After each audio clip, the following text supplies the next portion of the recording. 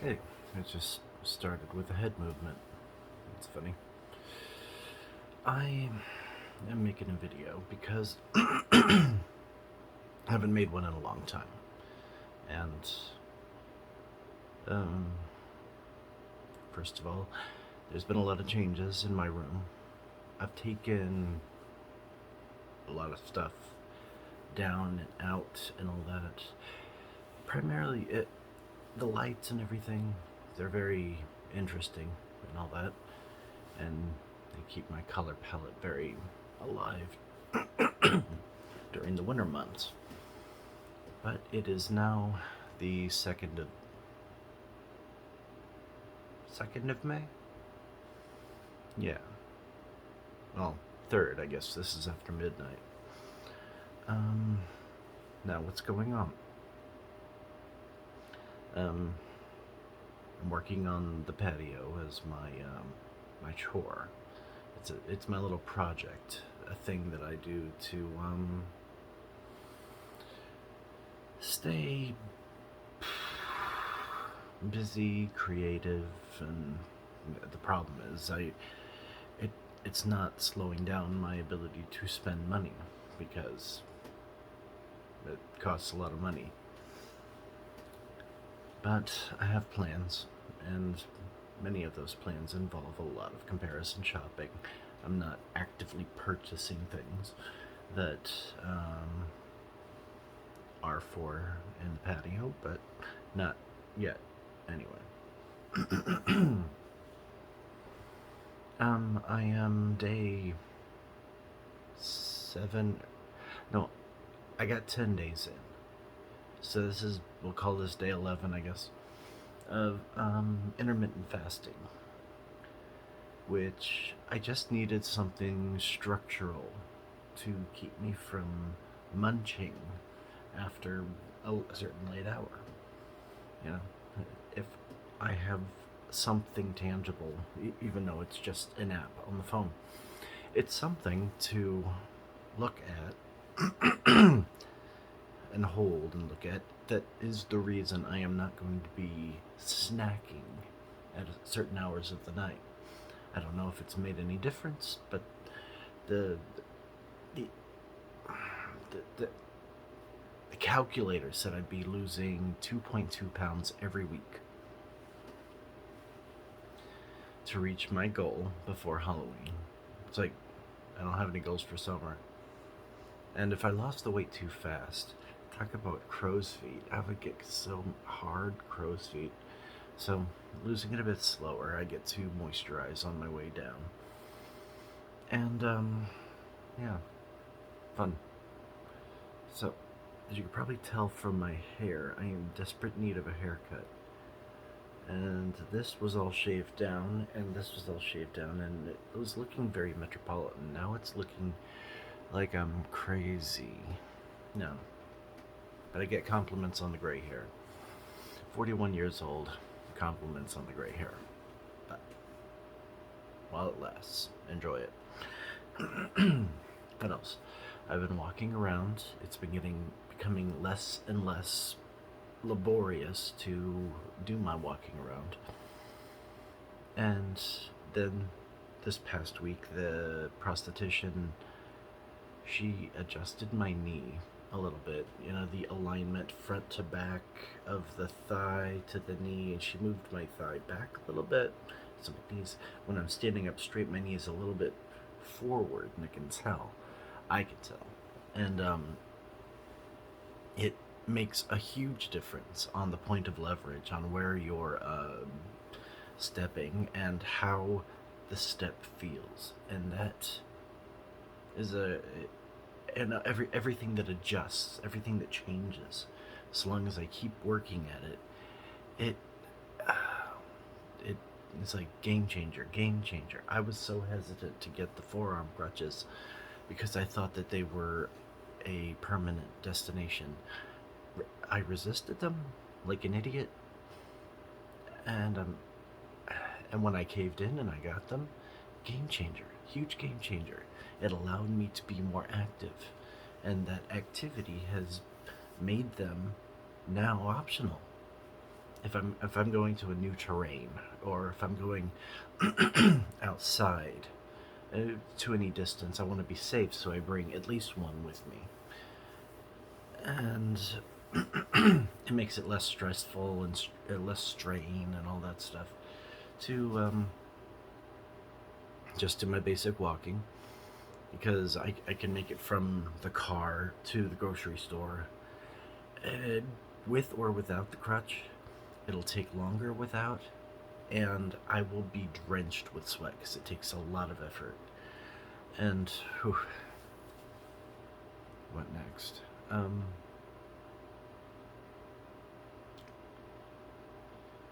Yep, working on that. Gardening has begun. I'm doing some experiments with um, coconut fiber rich soil that is compacted and dehydrated. And when you add water, it expands to like 7 times the size. And it's supposed to have a lot of nutrients. It's also to help with water retention. So far, so good. Nothing looks negative, but and I did manage to start a zucchini plant seed in just that. I nestled it in there just to see what would happen. We're in the experimental phase right now, so I I just poked the seed in a very short period of time. It was the only one out of all of them, so I'm trying to think of what I did right with that one, and yeah, we'll see how it goes. Um, Gardening's begun. Um, Now the patio. The aesthetic I'm going for is French or Italian bistro. That's the aesthetic, but I also want it to be functional. And by functional I mean I want a big kitchen island in there. I've seen them; they're upwards of $1,200. So yeah, that's not happening, not yet anyway. But I'm looking into options, and if I can get parts of it, and if I'm putting it together in parts, then for much less money, uh, that's that's the goal.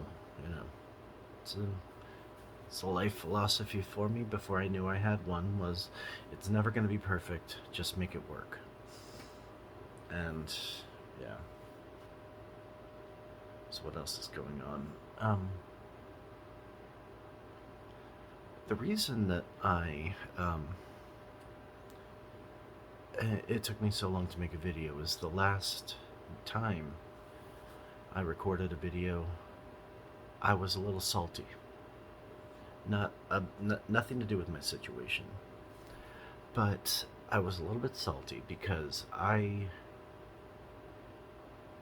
discovered, I had an epiphany to look up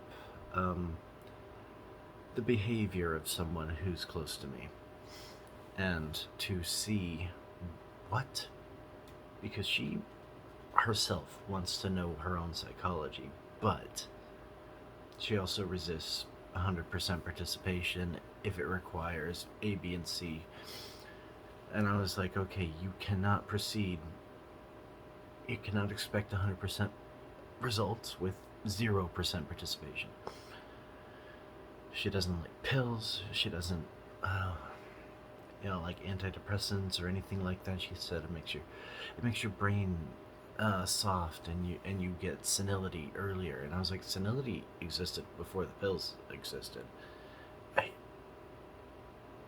I mean, if you want to say that it causes spontaneous pregnancy, you were looking for the thing that it does. Confirmation bias comes back to you. Anything you think it can possibly go wrong will go wrong with you if you have anxiety. So, and I know she has anxiety. She admits that as much, but there's something else. There was something, and is something else going on. So I looked up some of these behaviors that I've noticed, and I came across something that was very illuminating. My therapist said that I need to work on creating healthy barriers with unhealthy people. And her behavior confounded me. It was weird. But once I saw this, and I'm not a psychologist, once I saw this diagnosis and it fit very well, I thought, okay, I'm not. Part of the diagnosis is, what is it called? My brain wants to say sadistic, but it's not sadistic. It's not sociopathy, sociopathy. What? I'm recording on my phone, so I can't look it up. Narcissism, and yeah, narcissism, and there is something called narcissistic projection, where what everyone is doing, the person that she's connecting with, is the person who's doing it too much. I noticed it back when I was drinking, but I didn't have, of course, the shame that accompanies drinking. I didn't have the moral fortitude to call her out on it. And then I wasn't drinking. And suddenly, no matter what is happening, somebody other than her is doing it too much. Always. So I looked up a thing called narcissistic projection. And it fit all the categories. I never would have thought of her as a narcissist. She's very self-deprecating, but that is part of the approachability of somebody who is suffering narcissistic projection. They draw you in at first, and they're very approachable. You can tell them every secret of your life at first. Get to know them any more, and you get any closer, they consider you a threat, and then everything that they've learned about you up thus far is no longer just, oh, I'm absorbing knowing this person, which is, to me, really tedious. And I don't know how she ever did it, but now that I understand that there is an angle to it, I put up that boundary. I stopped confiding in her. I stopped any activity around her that where excess could be later what's the word? Weaponized. Yeah. But yeah.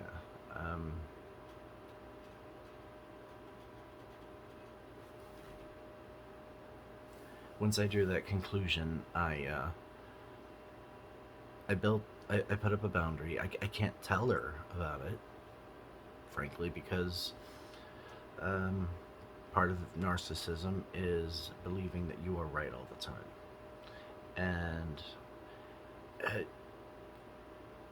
And with her, and I don't know if it works with all narcissists, if you're trying to not diagnose, but really just mark a bullet point, you ask somebody the last time someone else was wrong, and they remember something. They remember possibly everything about other people being wrong. And you ask them point blank, when was the last time you were wrong? And they will draw a blank. And that is not definitive, but at least that is a check mark in the direction of narcissism. It's like, yeah, disowning your failures is not the definition of success, but narcissism does that.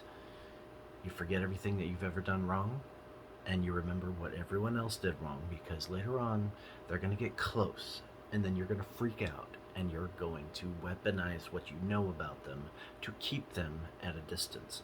And in her case, when I was drinking, she used it to keep that moral one-upsmanship going. Now that I noticed, I thought it was just like a little game, a little cat and mouse. It's like one day I would drink too much and go off the rails and have this whole uh, session, a period of weeks where I have mea culpa with her, and it's like, oh, I was wrong, I was wrong, I was drinking, I was drunk, and I was this, I was that, and I was, and then eventually she overdoes it, and then she goes through the mea culpa scenario for a certain period of time, and we just kind of went back and forth with that. And it was very, now I recognize how toxic that was, but at the time I was like, okay, if we're gonna drink, someone's gonna go off the rails, and my opinion is you should just accept it. Somebody's gonna go off the rails. Her, not only does she not accept it, she weaponizes it, brings it up, makes you feel bad about it, and she will do that for any amount of time it takes to keep you on that moral leash. And when I realized all this stuff, I was very salty about it. I stopped, as I said, confiding in her, so I built that boundary. And yeah, I can say things for me have never been more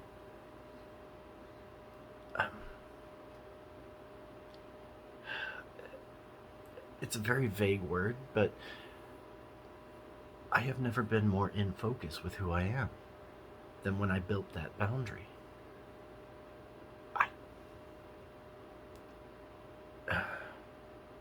I have therapy to thank for that. I Therapy gave me permission to feel confidence in my own feelings and my own thought process and my way of thinking and everything. And then that led to me finding myself and saying the words that need to be said at the time they need to be said, instead of wondering if I'm overreacting or if I'm being irrational. Now, my behavior in the hospital was above and beyond ridiculous. I was on fentanyl and oxycodone, and the mixture of the two turned me into I don't know what. I just don't remember a thing. I have no memories for like more than half a week. And then after I was off of it, I started remembering things, but I was still on the oxycodone. So I was remembering, but hallucinating bad. And yeah, I was off the rails, and off the rails with a phone. So I was hallucinating. I looked through my phone and I was taking a video of um my uh hospital room's window, because I was hallucinating that someone was climbing up the wall trying to get in. And I wanted to catch it on film. I looked at it on film, and I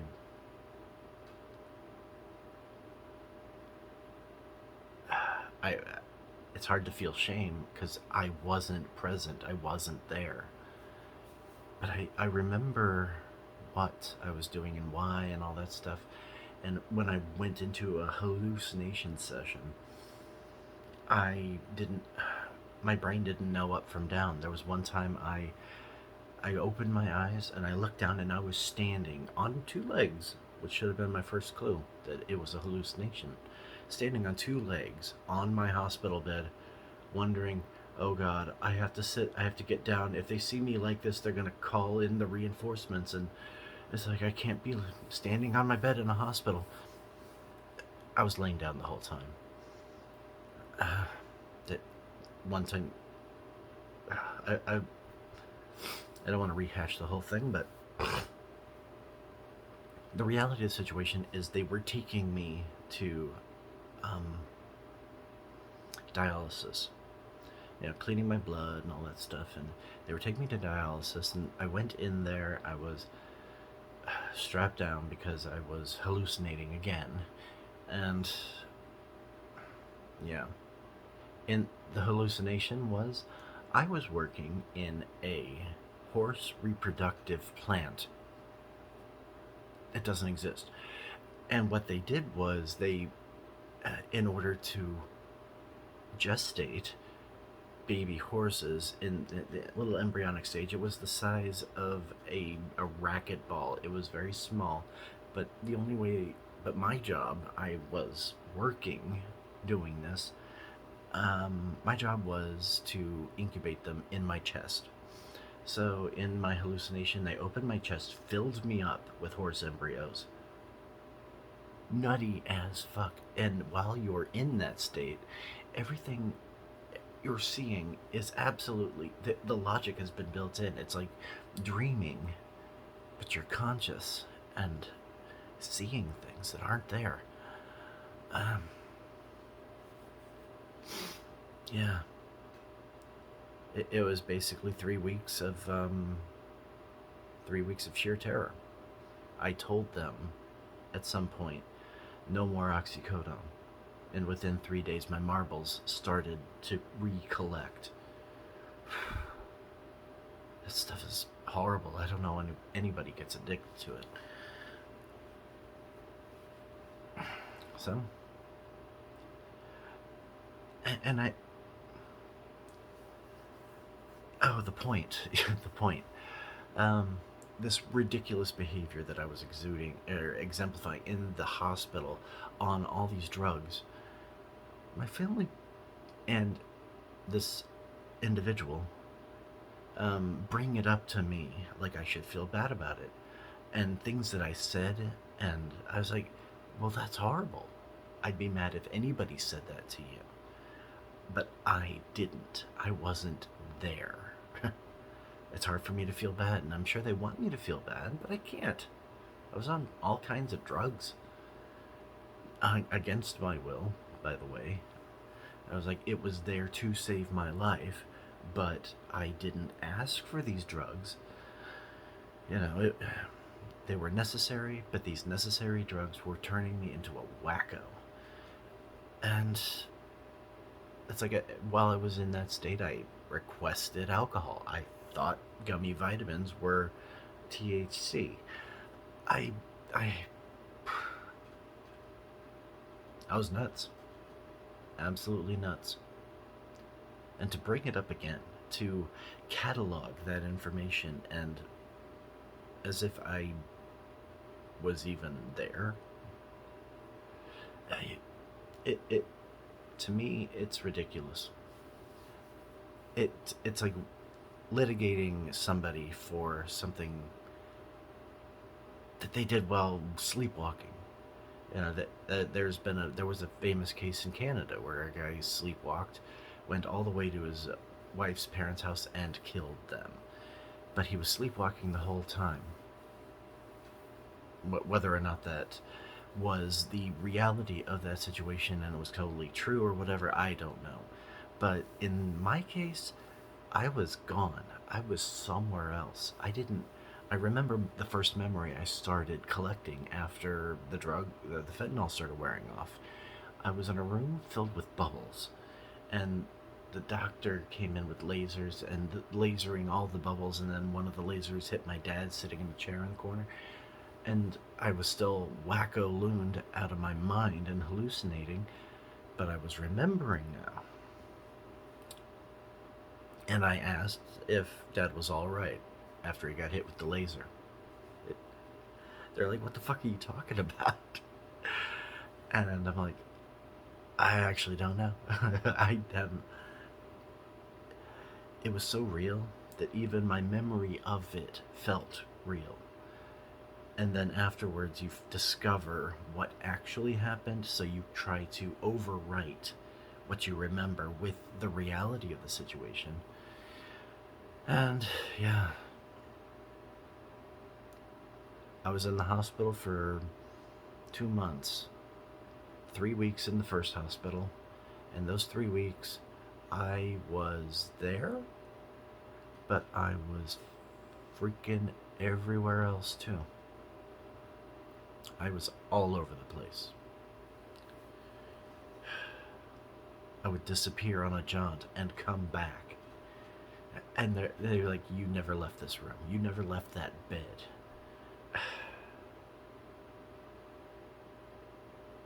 Ugh. The images and the things that happened to that my brain did to me in that state, I am probably never gonna forget. But I have to overwrite that with the reality of the situation. I was dreaming with the assistance of drugs, and I may have behaved like I would have, but I don't know. Anyway, but yeah, it's ridiculous. But that's when I noticed the narcissistic projection with my mother as well. Cataloging and rehashing and relitigating things that I were beyond my control, and I cannot feel bad about them. It's like there's enough to feel bad about without that. Anyway, my attitude is this is the situation. I have to take it for what it is, and the reality is I've got to move on, or I'm never going to move at all. And I've built a healthy personal barrier to people who exude or show me this side of them where if I give them information that could hurt me and they use it to hurt me, they're not on my side. And that is a lesson that I think everybody can benefit from is build, even if somebody is holding your hand while they're making you feel bad, they are making you feel bad. And you have to build those barriers because you have to get back to yourself. You have enough to work on and enough to worry about with yourself without other people putting you on trial for things that, for the rest of your life. I was like, there's an embarrassing thing I did when I was 16. It's a sensitive story, but you're good people. I held a cap gun to my mom, shot a bunch of caps at her, just caps, and freaked out and said I wish she was dead and ran to my room and cried.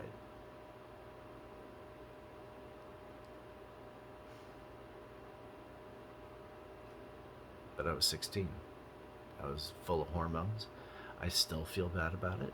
I feel appropriately bad about it, but I'm sorry, that was two-thirds of my life ago. I've moved on. They still bring it up. Like I should feel bad about it. I'm like, I am past it. I have felt appropriately bad about it. It's like if you want me to just exist in this state of constant guilt for things that happened in the past, it's not going to happen. Anyway, but this is kind of the saltiness that I want. That I did not upload a video specifically because it was just me ranting about the saltiness of understanding that people that I care about and trust I bare my soul to these people do not have my interests in mind.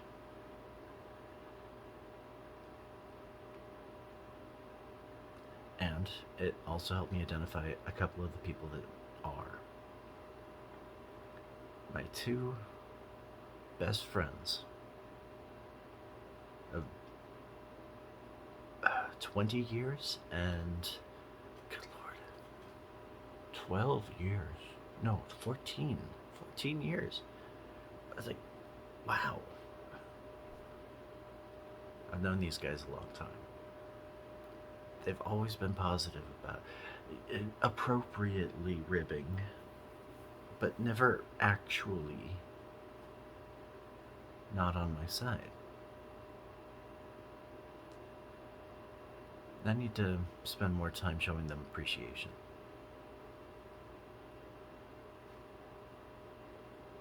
One of them's birthday just happened. The other one is this month, actually.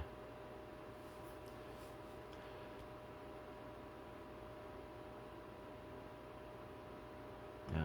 The more I get back to me, the more I realize who's supporting me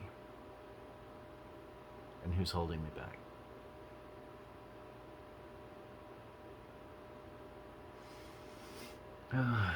What else has happened?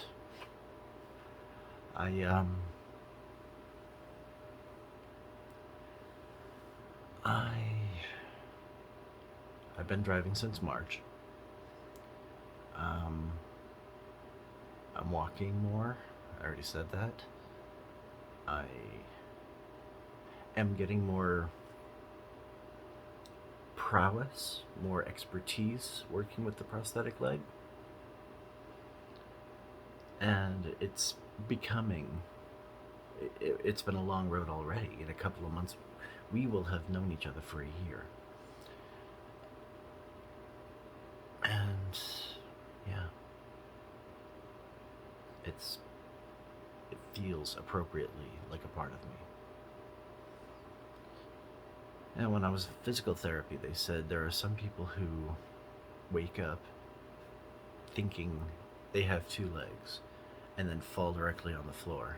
It's like 3 years. After years, it's like there's not a day that goes by that this is not an ever-present situation for me. I was like, how after 3 years could you forget? The more I work with the prosthetic leg, the less this situation is on my mind. I see it now. I can see 2 years from now being so good with the leg that there's no, not having a leg is not, becomes a less and less of a thing in my mind. And I still haven't drank. I'm so happy. I occasionally have the drinker's dreams where I have a drink in my hand that I've been drinking on, and then I suddenly realize I've fallen off the wagon, and I wake up and I am so relieved that I was just dreaming it. I think my brain does that so it keeps me on point. It keeps me on task. I wake up and the relief that I feel that I didn't drink.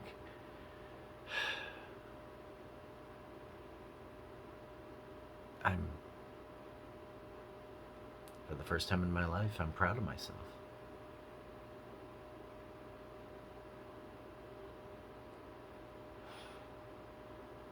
It's a very good feeling. Anyway, I don't know what else happened, although I have ordered a ton of stuff between Amazon and Wish. And these are not things for the patio, but I have to do an entire video just on one of these projects. And because it is probably gonna fail. But I'm super eager to see how it fails so I could try again. I have to anticipate and learn. As long as I keep trying, the list of things that I can do is never going to go down, and this is going to be a big one. And I have to have my wits about me on it. I have to plan, and focus on it. And I am so excited for it. Other things, it's just going to be like another unboxing video like I did a year and a half ago. Except this time I am going to have one leg instead of two.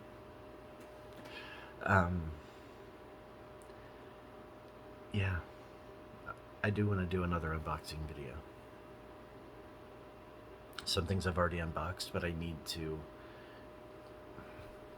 catalog and document because they're kind of weird. They're weird, but I know what they're for. There's always like a dozen projects going on. I keep myself busy. The big project is the patio. The small project is working on Halloween decorations for the table because I want them to have, to be A plus with the legitness. And then there's medium-sized projects where it's not a small one, it's not a big one, but it is ambitious. And yeah, I can't wait. Right? But I'll leave it there. And yeah. And I thought about having a sign off for these videos. And I can make it my one of my mottos in life. Yeah. Never run out of things to celebrate. See ya.